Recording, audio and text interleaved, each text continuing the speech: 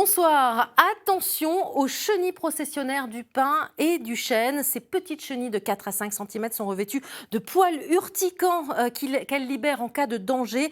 Les risques sont importants s'il y a contact, des démangeaisons aux conjonctivites en passant par une irritation des voies respiratoires. Alors, comment lutter contre ces chenilles processionnaires? On en parle avec notre invité, Frédéric Carré. Bonsoir. Bonsoir. Alors, vous êtes chargé de mission au Fredon, Auvergne-Rhône-Alpes. Fredon, qui est Fédération régionale de lutte et de défense contre les organismes nuisibles.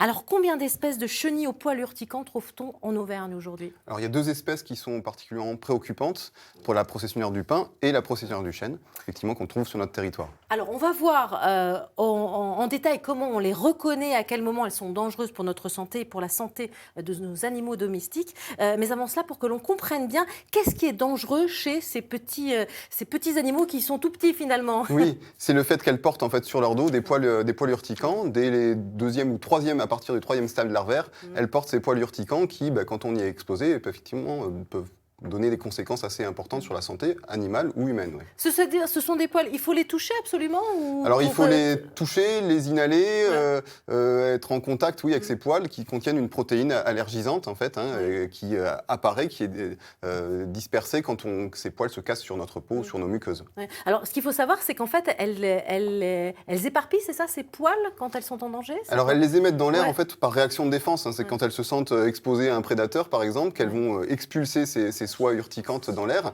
Voilà, vraiment en réaction de défense. Alors on voit justement des images de symptômes. Quels sont les symptômes chez nous, chez l'humain? Alors, quand elles sont déposées sur la peau, ça peut faire des rougeurs, des démangeaisons. Quand c'est les muqueuses, on peut avoir une inflammation des muqueuses et une irritation des voies respiratoires aussi. On peut faire de l'asthme aussi. Ça peut développer de l'asthme, pourquoi pas. Et puis aller jusqu'au choc anaphylactique dans les cas vraiment les plus graves.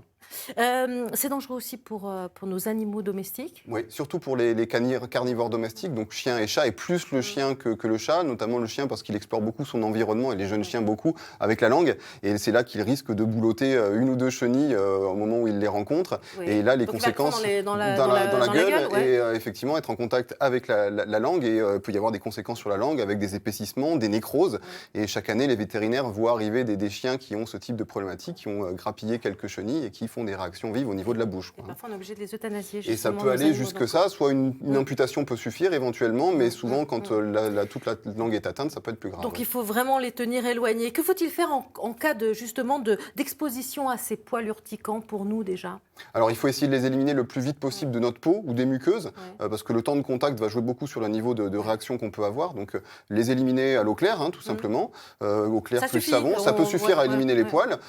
Et puis après, si des rougeurs apparaissent, on va consulter un médecin éventuellement. Mais il y a d'autres pratiques, c'est aussi gérer le linge qu'on peut étendre à l'extérieur aussi. Si on est en phase de procession, moins étendre du linge à l'extérieur pour qu'il ne soit pas exposé à ces poils. On ne les voit pas forcément. On ne les voit pas, ils sont microscopiques, on ne les voit pas. Donc ils peuvent se déposer sur du mobilier de jardin, sur du linge, sans qu'on s'en rende compte. Et si on se frotte avec ultérieurement, on peut avoir des conséquences.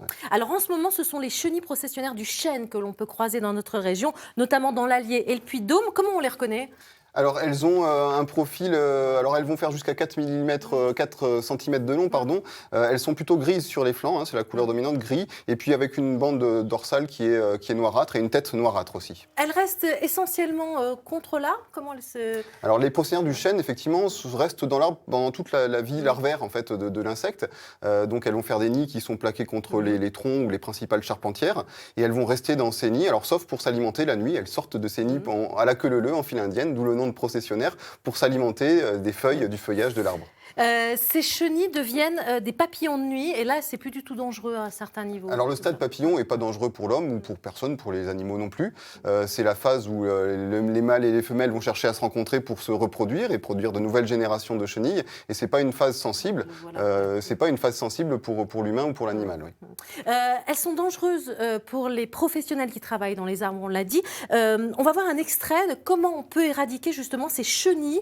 Du chêne, c'est un extrait d'un reportage tourné dans le Grand Est, région particulièrement touchée par l'invasion des chenilles processionnaires du chêne.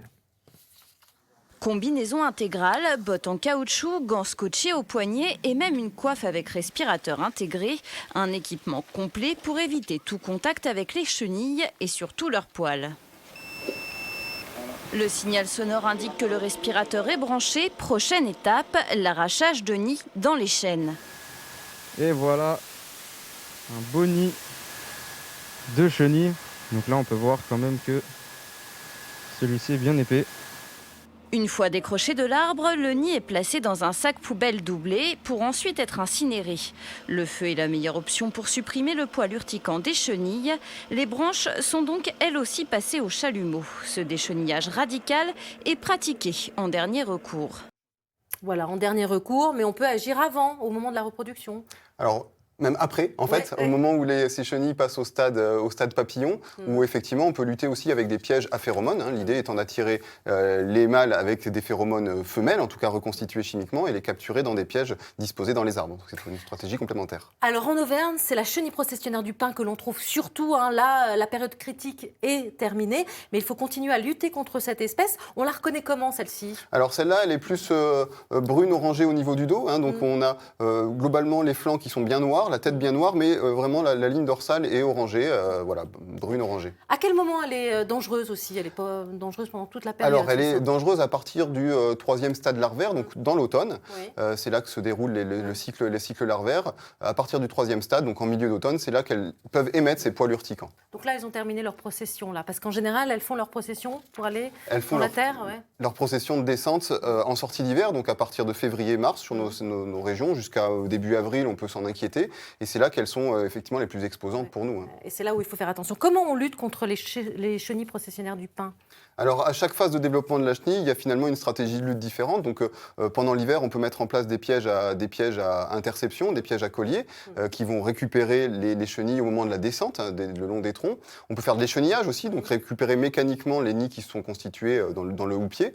Il faut couper justement ces branches, souvent. Les branches, les rameaux atteints, et puis surtout qui sont un petit peu morts parce que forcément les chenilles ont mangé des aiguilles, on peut les récupérer mécaniquement et les couper et incinérer le nid avec le bout de branche qui va avec. Il faut signaler ces chenilles, il faut faire appel à des professionnels ou pas forcément? Alors pour la lutte, il y a des choses qui sont accessibles. On a vu les pièges à interception, les pièges à collier sont abordables pour un particulier qui peut les trouver en jardinerie par exemple. Donc ça c'est possible pour un particulier. Par contre au niveau de l'échenillage ou d'autres stratégies éventuellement avec des bactéries, il vaut mieux recourir à un professionnel. D'accord. Vous le disiez très rapidement, c'est cet éco-piège là qu'on peut installer directement sur le tronc qui récupère les chenilles. Oui, tout à fait. Autour du tronc, on met une espèce de collerette qui va récupérer les chenilles au moment de leur phase de descente, donc vraiment en sortie d'hiver.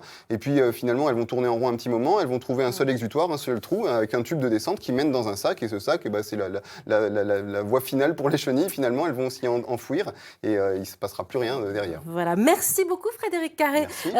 Donc attention en ce moment, c'est surtout aux chenilles processionnaires du chêne. Et justement, si vous voulez en savoir plus, rendez-vous sur le site de l'Observatoire national des chenilles processionnaires, chenilles-risque.info.